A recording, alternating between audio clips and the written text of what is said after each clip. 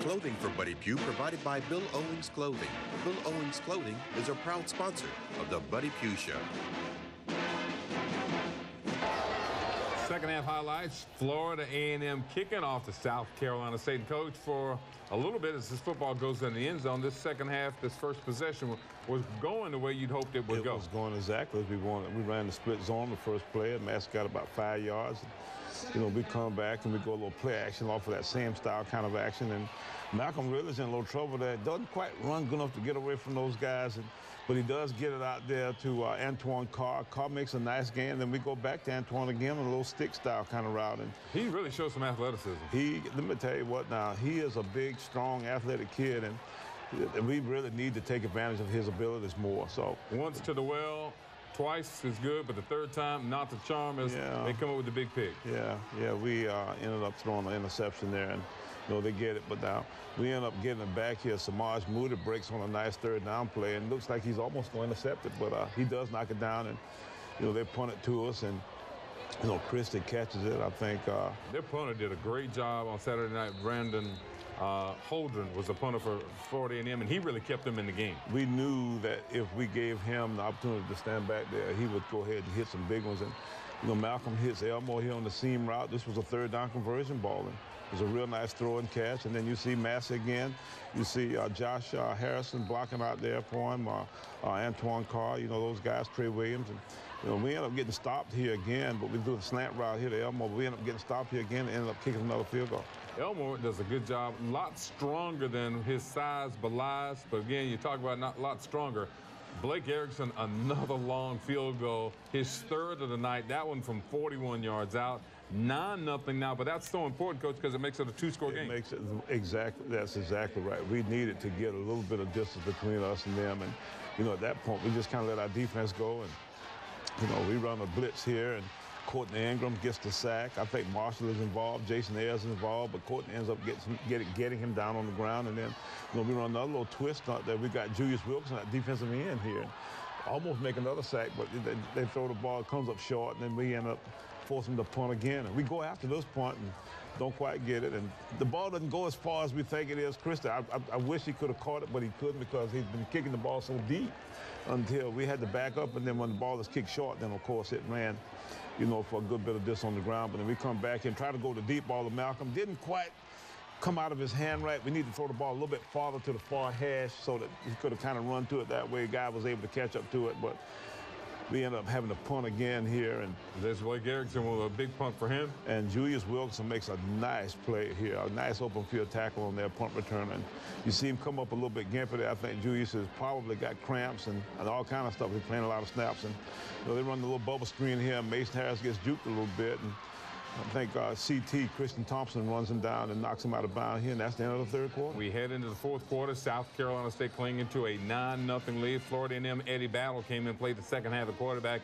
Battle has had some good games against South Carolina State. As a matter of fact, in the last game we played in Tallahassee, he was 14 of 16 with 200-some yards. But again, Bulldogs pulled that one out. And here, David Irby, after personal foul, comes up with a huge play. We run a zone blitz here, and David's in one of our hot coverages. It makes a really nice play. Our guys were really excited about the fact that he made that play. And then we come back here. This is a third down conversion play again, and Malcolm hits Elmo over the middle on a little dig route. And you know, he kind of takes over and just goes from there. I think this is our best drive of the game. We end up actually getting it into the end zone, and we give it to Devin Ware. You know, he's doing a nice job of finding the spot and maximizing those runs. And he is a load. He's about 5'10", at about 235, 240, and he just punished Florida A&M. Exactly. Hey, our offensive line is doing nice. Javar and Josh Harris and those guys are doing a nice job on the edge. And then, you know, David just puts his pads down and drives on through. Malcolm at quarterback again, and there's this time it's Chris Massey. Right. Chris Massey running the ball there. You know, that's a nice little short gain. And then we come back and throw a little play-action pass. We want to throw the ball in the flat to Devin. He doesn't get out. Malcolm starts to run. And He actually runs for about 3 or 4 yards. Malcolm takes it down to the 2, picks up the first down, and Malcolm gets to take it in from 1 yard out, and that was the only touchdown of the night. And you got to credit that drive coach when you go back and we look at it. That offensive line really was the trendsetter, or the tone setter, so to speak. South Carolina State with the point after touchdown goes up 16-0 with 8 minutes to go. And the folks down in Tallahassee started heading for the exit at that point. Well, I think it was pretty much done, but, you know, they did do a good job of keeping them in the game for a long time. But at this point, you know, we starting to take over a little bit. And then this is our freshman, Darius Drummond from up at Asheville, North Carolina, having an interception. This is his second interception for the year. Second interception of the season for the young freshman. Stepped out of bounds over there. South Carolina State, great field position at the 15, and now it's just a matter of burning up the time. And, of course, there's Chris Massey again. But we also got some good carries, Coach, I thought late, and I don't know if we will see it or not, from Chris Merrill. We did. Chris Merrill did run the ball good for us at the very end. And, you know, he's a good back. And, you know, we got to get him some more yardage, too. But the guy, Blake Erickson, just a career night, 13 points from your place kicker. Yeah, I'm telling you, that's a good game for him. And he punted the ball well, too, so.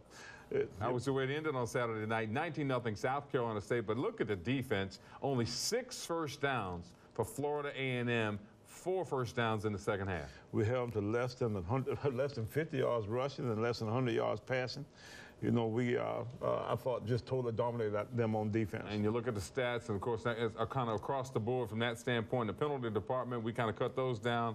Of course, on the road, that's always going to be difficult. But the time of possession, almost 37-minute, Coach, of time of possession. Anytime you run the ball, or anytime you had the ball for double the amount of snaps of your opponent, then you ought to have some good things happen for you. The State Farm drive of the game, we go to the third quarter. This was an opportunity for South Carolina State, leading 6-0. Coach, we take over on our own 15-yard line thereabout, and you move it down the field on a play that Elmore didn't make the catch on, which is a difficult catch on that route up in the seam route. He comes up with it, and that sets the tone. This is an opportunity for us to go up 2 scores here. This puts us up 9-0, and you know, at that point, you got a little bit of space between you and your opponent. You're not quite as antsy about things, and you know, that was just as big a part of the game as any. And of course, Blake Erickson, special teams. David Davis, the snapper.